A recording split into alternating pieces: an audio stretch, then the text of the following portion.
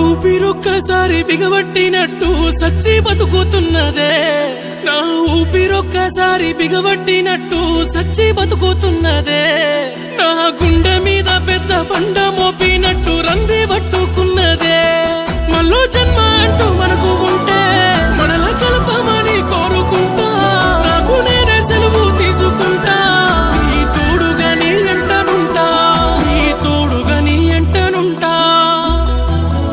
మనం బ్రతుకున్నప్పుడే చెప్పాను నీ చేయి విడిచిపెట్టి ఎక్కడికి వెళ్ళను